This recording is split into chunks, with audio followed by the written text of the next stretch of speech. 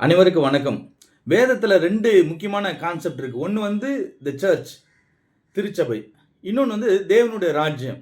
இந்த தேவனுடைய ராஜ்யம், திருச்சபை இந்த 2 கான்செப்ட் தான் ரொம்ப மையப்படுத்தப்படுகிறது. அது புதிய ஏற்பாட்டுல வந்து ரொம்ப ஸ்ட்ராங்காக 2 முக்கியமான பில்லர் மாரி செயல்படுகிறது. இதுல அதிகமா திருச்சபை பற்றி பேசினது பவுல் அதிகமாக பேசிக் கொண்டிருக்கிறார். இயேசு கிறிஸ்து ஒரே ஒரு இடத்துல தான் சொல்லுகிறார், இந்த சபையின் மேல் இந்த கல்லின் மேல் என் சபையை கட்டுவேன் என்று ஒரு இடத்துல சொல்லியிருக்கிறார். அதுக்கு பிறகு அதிகமாக அவர் சொன்னது கொஞ்சம் கம்மி தான். ஆனால் தேவனுடைய ராஜ்யம் அல்லது பரலோக ராஜ்யம் என்கிற காரியத்தை குறித்து முழுவதுமாக 4 சுவிசேஷங்களிலும் அழுத்தம் திருத்தமாக சொல்லுகிறார். அது மட்டுமல்ல, அவர் தன்னுடைய ஊழியத்தை ஆரம்பிக்கும் போது, தன்னுடைய பணியை இந்த உலகத்தில் ஆரம்பிக்கும் போது பயன்படுத்தின வார்த்தை, மனம் திரும்புங்கள், இதோ பரலோக ராஜ்யம் சமீபத்தில் இருக்கிறது அல்லது தேவனுடைய ராஜ்யம் சமீபத்தில் இருக்கிறது அப்படிங்கிற வார்த்தையை சொல்லி தான் அவர் ஆரம்பிக்கிறார். ஆக திருச்சபையை விட தேவனுடைய ராஜ்யம் வந்து இயேசுவுக்கு இம்பார்ட்டண்டா பட்டிருக்கு. காரணம் என்ன அப்படின்னா, ஒரு ராஜ்யத்தை ஸ்தாபிப்பதற்காக தான். முடிவில்லாத ஒரு ராஜ்யத்தை ஸ்தாபிக்கக்கூடிய முடிசூடா மன்னனாகிய இயேசு கிறிஸ்து இந்த உலகத்துல வந்தாருங்கிறது தான் உண்மை. ஸோ ஒரு ராஜ்யத்தை ஸ்தாபிக்கணும்னு சொல்லி வந்தவர் அந்த ராஜ்யத்தை பத்தி நிறைய காரியங்களை சொல்லி கொண்டிருக்கிறார். அதனால நமக்கும் வந்து சொல்லக்கூடிய கருத்து என்ன அப்படின்னா, முதலாவது நீ ராஜ்யத்தை தேடு அப்படின்னு சொல்லி. ஆனால் மனிதனுடைய எண்ணங்கள், அவனுடைய கவனம், அவனுடைய ஓட்டம், நடை எல்லாமே வந்து அவனுடைய அடிப்படை தேவையை சந்திப்பதற்கு ஏற்றாற் போல தான் அமையுதே தவிர, அதை தாண்டி அவனால் யோசிக்க முடியல. ஆனால் இயேசு கிறிஸ்து தன்னுடைய சீடர்களுக்கு மட்டுமல்ல, தன்னை பின்பற்றி வரக்கூடிய அனைவருக்கும், இன்னும் கேட்டால் ஒட்டுமொத்த உலகத்துக்கு அவர் சொல்றது என்னன்னா, நீ முதலாவது ராஜ்யத்தை தேடு, மற்ற எல்லா காரியங்களும் உனக்கு வந்துடும். உதாரணத்திற்கு நம்ம வந்து ஒரு அரசியல் கட்சியில் இருக்கிறோம் அல்லது ஒரு பார்ட்டியில் இருக்கோம் அப்படின்னா, அந்த பார்ட்டியினுடைய ஆட்சி வந்துச்சு அப்படின்னா நமக்கு நல்லது அப்படின்னு சொல்லி நம்ம நேச்சுரலாக நினைப்போம். அதுபோல தேவனுடைய ஆட்சி வரணும், இறை அரசு மலரணும். அது மலர்ந்தால் நமக்கு ஒவ்வொரு தனிப்பட்ட பிரஜைக்கு அது நல்லதாக இருக்கும் அப்படின்னு சொல்லி நமக்கு நல்லா தெரியும்.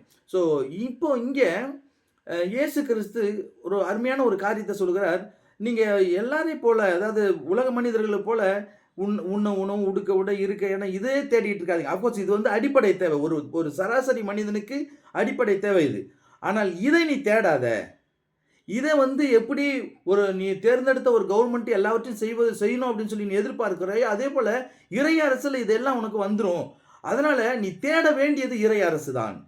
அவருடைய ஆட்சியை நீ வந்து ஏற்றுக்கொண்டால், அவருடைய ஆட்சியை வருவதற்கு நீ செயல்பட்டால், ஆட்டோமேட்டிக்கா அவருடைய ஆட்சியில என்னென்னலாம் உன்னுடைய அடிப்படை தேவையோ எல்லாம் சந்திக்கப்படும். இதெல்லாம் வந்து உனக்கு வேணும் அப்படிங்கிறது உன்னுடைய பரமபிதா அறிந்திருக்கிறார். ஆனாலும் நீ தேட வேண்டியது அது கிடையாது. முதலாவது அப்படிங்கிற ஒரு வார்த்தையை பயன்படுத்துகிறார். மத்தேயு 6:33 இது எல்லாரும் சொல்லக்கூடிய ஒரு வார்த்தை. எல்லாருக்குமே மனப்பாடமாக தெரிந்த ஒரு வார்த்தை. ஆனால் இதுல இருக்கக்கூடிய அந்த சரக்கு அல்லது இருக்கக்கூடிய அந்த பொக்கிஷம் வந்து ரொம்ப அதிகமாக இருக்கிறது. ஸோ முதலாவது அப்படின்னு சொல்லி சொன்னாவே அதுதான். அதை தாண்டி நம்மளால யோசிக்கவே கூடாது. இதை தாண்டி இருக்கக்கூடிய எதுக்குமே வந்து நம்ம வந்து முக்கியத்துவமோ, அதுக்கு ஒரு இம்பார்ட்டன்ஸோ, ப்ரையாரிட்டியோ நம்ம கொடுக்க கூடாதுன்னு தான் அர்த்தம். அது எவ்வளோ பெருசா இருந்தாலும். ஸோ ராஜ்யம் தான் முக்கியம். ஒவ்வொரு தனிப்பட்ட மனிதனுடைய வாழ்விலும் சரி, அல்லது கிறிஸ்தவனுடைய வாழ்விலும் தேவனுடைய ராஜ்யம் முக்கியம். பரலோக ராஜ்யம் வந்து ரொம்ப முக்கியம். நான் சொல்றது வந்து செத்த பிறகு போற பரலோக ராஜ்யத்தை சொல்லி அல்ல. இப்ப இம்மையிலே நம்ம வாழ்ந்து கொண்டிருக்கும் போதே அவருடைய ராஜ்யம் வேணும் அப்படின்னு சொல்லி. அதனாலதான் இயேசு கிறிஸ்து கூட சொல்றாரு, மனம் திரும்புங்கள், பரலோக ராஜ்யம் சமீபத்தில் இருக்கிறது. ஸோ அதுதான் இதுக்கு என்ன என்ட்ரி அல்லது சிட்டிசன்ஷிப் கிடைக்கணும் அப்படின்னா மனம் திரும்புதல் என்பது தான் அவசியம் அப்படின்னு சொல்லி. அஃப்கோர்ஸ் இப்போ நான் வந்து மனம் திரும்புதலை பற்றி பேசல. அதுக்கு பதிலாக அந்த இன்னொரு வார்த்தை இருக்குது. முதலாவது தேவனுடைய ராஜ்யத்தை தேடுங்கள் அப்படின்னு சொல்லி ஒரு வார்த்தை. ஆங்கிலத்தில் எடுத்த உடனே first seek you the kingdom of God அப்படின்னு சொல்லி அந்த சீக்கிங் என்கிற வார்த்தை அல்லது தேடுங்கள் என்கிற வார்த்தைக்கு ஹீப்ரூல, கிரீக்ல வந்து எக்கச்சக்கமான அர்த்தங்கள் இருக்குது. அதெல்லாம் பார்க்கும்போது நம்ம வந்து ஈஸியாக தேட முடியாது. எந்த ஒரு காரியத்தையும் ஈஸியாக தேட முடியாது. ஒரு சாதாரணமாக நம்ம வந்து ஒரு பொருளை தொலைச்சிட்டோம் அப்படின்னா தேடல் அது இன்னும் கேட்டால் அதனுடைய மதிப்பை வச்சு தான் அது தேடலுடைய டெப்த்னஸ் வரும் இல்லையா? நம்ம ஏதோ சீப்பு தொலைச்சிட்டோம் அப்படின்னா ஒரு பெருசாக எடுத்துக்க மாட்டோம். அல்லது நம்ம கையில் இருக்கிற மோதிரமோ இல்லாட்ட ஏதோ செயினோ ஏதோ காணாமல் போயிடுச்சுன்னா அதை தேடுறதுக்கு பல முயற்சிகள் பண்ணுவோம். ஸோ அந்த பொருளுடைய இம்பார்ட்டன்ஸை வச்சு தான் அந்த தேட வேண்டிய நேரமாக இருக்கட்டும், அதனுடைய டெப்த் வந்து அமையும். ஸோ தேவனுடைய ராஜ்யம் வந்து முதலாவது வச்சா மட்டும்தான் இந்த தேடல் அல்லது இந்த இந்த சீக்குங்கிற வார்த்தைக்கு நமக்கு சரியான பதம் புரியும். ஸோ இங்கே அந்த சீக்கு என்கிற வார்த்தை அல்லது தேடுங்கள், தேடு அப்படிங்கிற வார்த்தைக்கு ஒரு 4, 5 அர்த்தங்கள் இருக்குது. நம்பர் 1 என்னன்னா பர்சியூ அப்படின்னு சொல்லி. ஸோ தேடுதல் என்பது ஒன் டைம்ல முடியறது கிடையாது. அது தொடர்ச்சியாக இருந்துகிட்டே இருக்கணும் அப்படின்னு சொல்லி சொல்லப்படுகிறது. தொடர்ச்சியா இருக்கணும். ஸோ ஏதோ இன்னைக்கு பார்த்தோமா இது முடிஞ்சிச்சு. அடுத்த வேலையை பார்ப்போம் அப்படின்னு சொல்லி அல்ல. அந்த தேடுதல் வந்து தொடர்ச்சியாக இருக்கணும். தேடுதல் என்பது அதுவும் தேவனுடைய ராஜ்யத்தை தேடுறது என்பது தொடர்ச்சியாக இருக்க வேண்டிய ஒரு காரியமாக இருக்கிறது. நம்பர் 2 வந்து ஸ்டடிங்கிற வார்த்தை, அதாவது சீக் அப்படிங்கிற ஒரு வார்த்தைக்கு study the kingdom of God அப்படின்னு இருக்குது.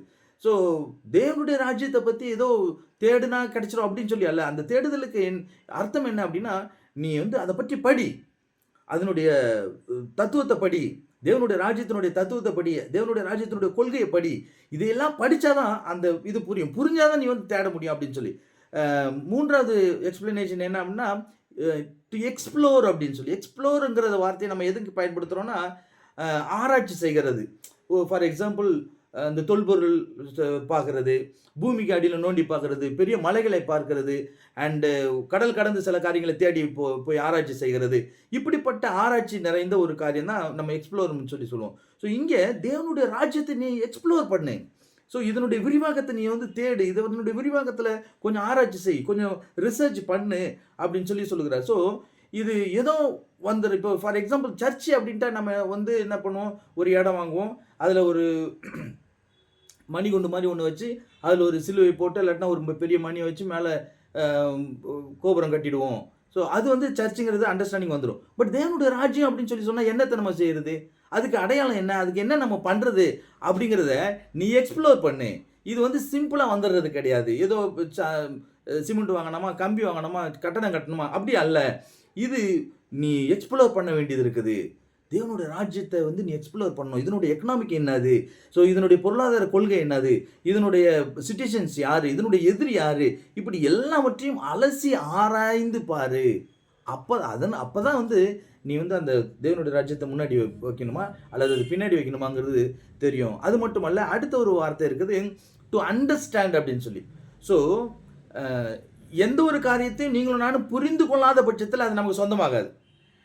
ஸோ ஏதோ ஒரு ஃபார்முலாவோ ஒரு சூத்திரமோ நமக்கு சொல்லிக் கொடுக்குறாங்க. சொல்லிக் கொடுக்குற ஒரு காரியத்தை நான் புரிந்து கொள்ளாத பட்சத்தில் அது எனக்கு சொந்தமாகாது. நான் என்னைக்கு நான் புரிஞ்சுக்கிறோனோ அப்போ தான் நான் மற்றவங்கள்ட்ட சொல்லிக் கொடுப்பேன்.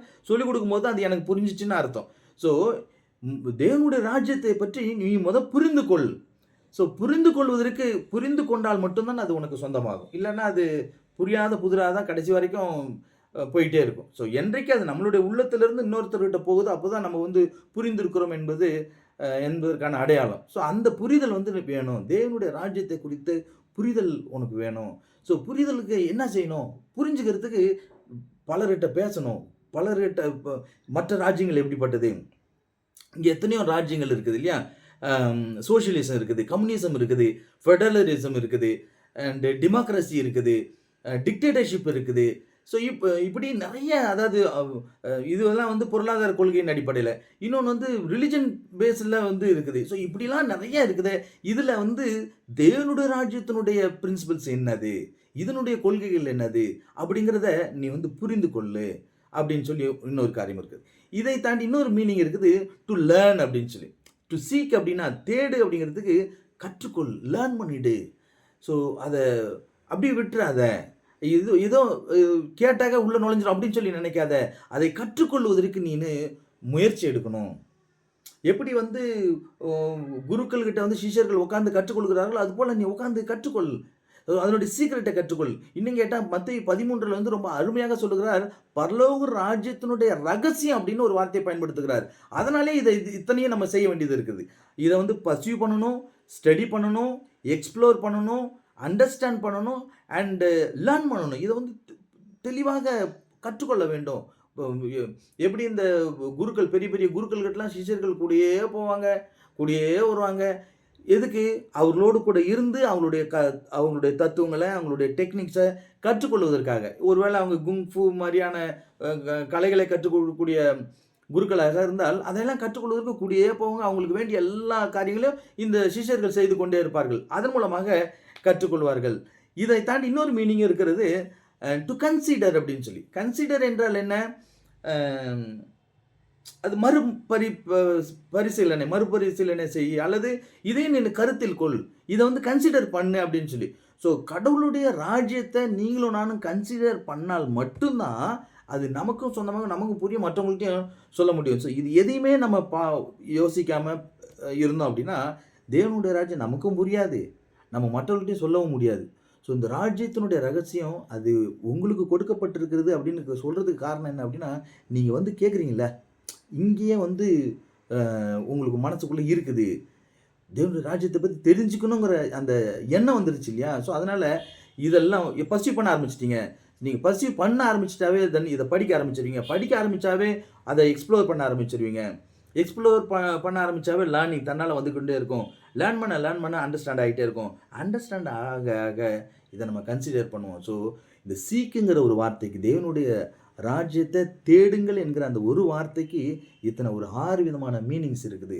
ஸோ தேவனுடைய ராஜ்யத்த நீங்களும் நானும் தேடும்போது உண்மையிலே ஒரு பெரிய அது ஒரு பொக்கிஷம். அது ஒரு ரகசியம். அந்த ரகசியத்த நீங்களும் நானும் அறிந்து கொண்டால் நிச்சயமாக இந்த இந்த மண்ணிலே தேவனுடைய ராஜ்யத்த நீங்களும் நானும் ஸ்தாபிக்கலாம். Thank you so much.